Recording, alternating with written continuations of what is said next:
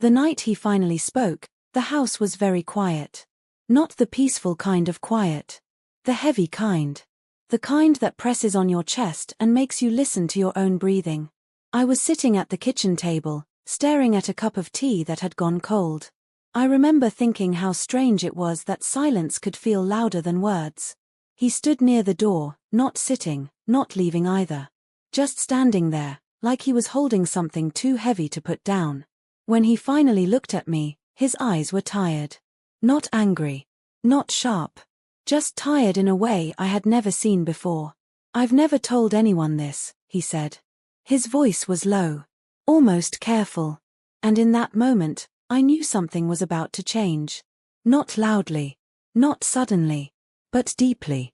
For years, I thought I understood him. I thought love was enough. I thought silence meant strength. I thought fear was something other people struggled with. But that night taught me how wrong I was. That night showed me how much can be hidden behind smiles. Behind routines. Behind everyday life. And sometimes, the people closest to us are carrying the heaviest fears. All alone. Let me go back a little. We had been married for 12 years by then. 12 years of shared meals, shared bills, shared mornings that all looked the same. People used to say we were steady. Not exciting. But solid. And maybe we were. He was the quiet type. Not the kind who filled a room with words. But the kind who showed up. Fixed things without being asked. Remembered small details, like how I liked my toast a little darker. I used to think that meant he was at peace. Our days followed a simple rhythm. Work. Dinner. A little television. Sleep. On weekends, we did grocery shopping together. He pushed the cart. I checked the list. We didn't talk much, but it felt comfortable. At least, it did to me. I never questioned why he never talked about his childhood. Or why he avoided phone calls with his family. Or why loud arguments made him leave the room. I told myself everyone has their own way of coping. I told myself not to pry. Looking back, I realize how easy it is to confuse distance with calm. We never fought loudly. But we also never talked deeply. Sometimes, late at night, I would notice him staring at the ceiling. When I asked if something was wrong, he would smile and say, "Just tired." And I believed him. Life moved on quietly. Birthdays passed. Holidays came and went. From the outside, everything looked fine. But inside our home, something unspoken was growing. Something heavy. Something patient. The first cracks were small.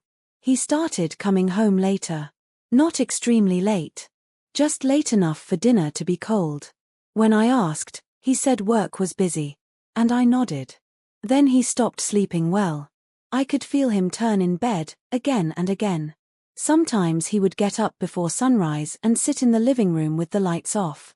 I didn't know what to say. One evening, I asked him, softly, "Are you happy?" He paused. Not long. But long enough. "Yes," he said. But his voice sounded borrowed. Like he was repeating something he had heard before. Small misunderstandings followed. Nothing dramatic. I would say he seemed distant. He would say I was overthinking. I would suggest talking. He would say, "There's nothing to talk about." And slowly, I stopped asking. The space between us grew quietly. Not with anger. But with absence. There were nights we sat in the same room and felt miles apart. The television talking for us. The clock filling the gaps. I remember one rainy evening. The sound of rain against the windows felt endless. I told him I felt lonely. He nodded. He said, "I'm sorry."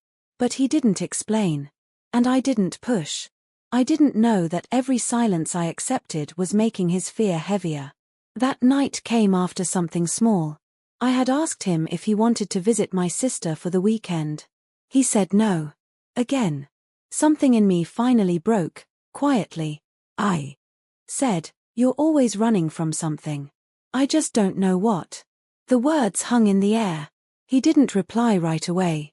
He walked to the kitchen. He stood by the door. That's when it happened. "I'm scared," he said.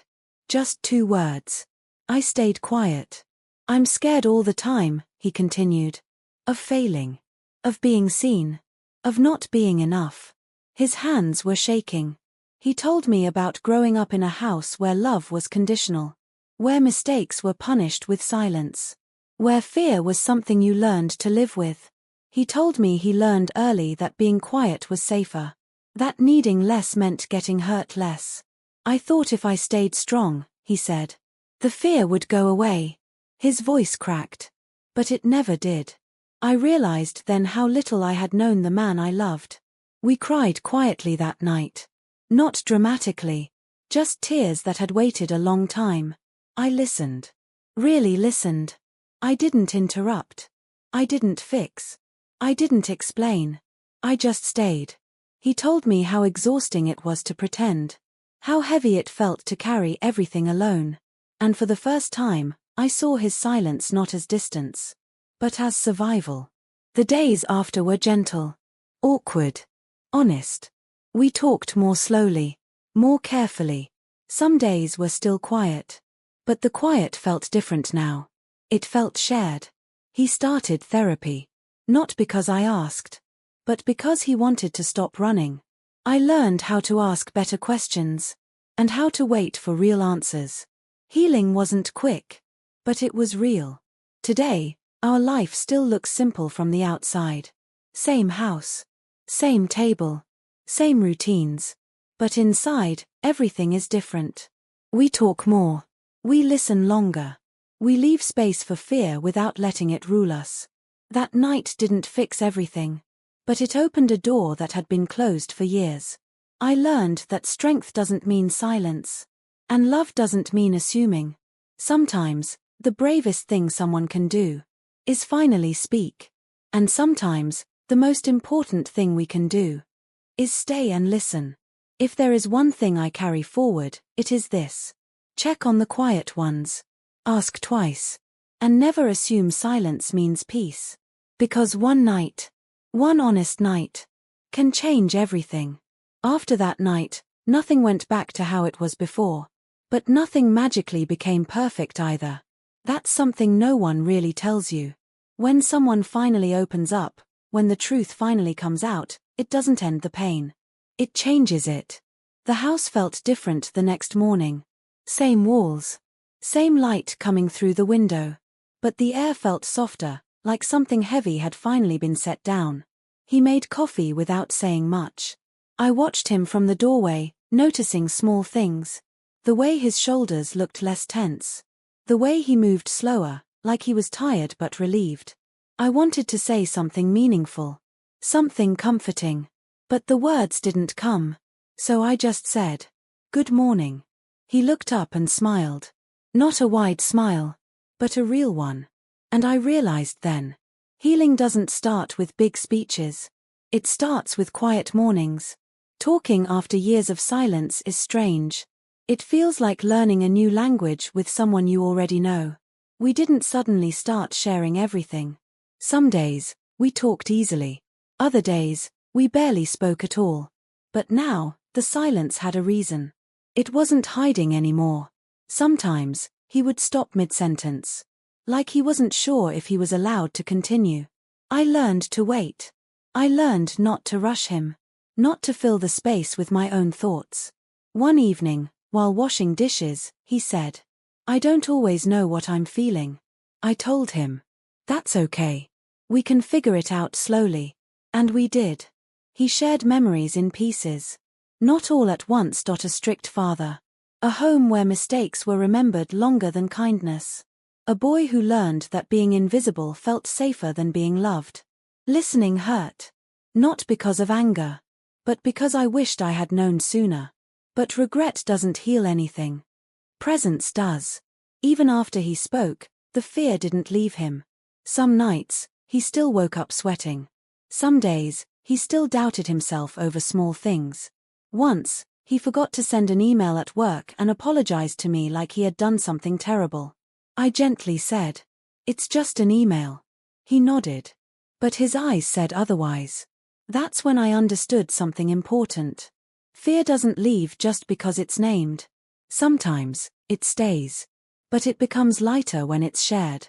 There were moments when I felt tired too. Moments when I wanted things to be easier. But love isn't about ease. It's about staying. We started taking walks together in the evenings. No phones. No rush. Sometimes we talked. Sometimes we didn't. But we walked side by side. And that mattered. One afternoon, he came home quiet again. That old quiet. My chest tightened. I asked, carefully, "Do you want to talk?" He shook his head. For a moment, fear crept into me. Not his fear. Mine. Was he closing up again? That night, I didn't push. I remembered what he had taught me without knowing it. Safety first. Words later. The next morning, he sat next to me at the table and said, "I thought I could handle everything on my own again. I was wrong." That honesty meant more than any explanation. Progress isn't straight. It bends. It stumbles. And that's okay. Loving someone who is learning to be vulnerable changes you too. I became softer. More patient. I stopped assuming. I started asking. I realized how often we judge quiet people for not speaking, without ever making them feel safe enough to do so. I learned that strength can look like trembling hands. And courage can sound like a shaky voice. One night, I told him, "You don't have to be strong with me." He held my hand tighter than usual. And in that moment, I felt closer to him than I ever had before. We are still learning. Some days are light. Some days are heavy. But now, we carry things together.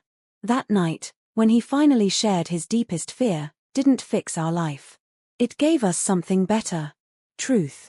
And truth, even when it's uncomfortable, creates room for real love.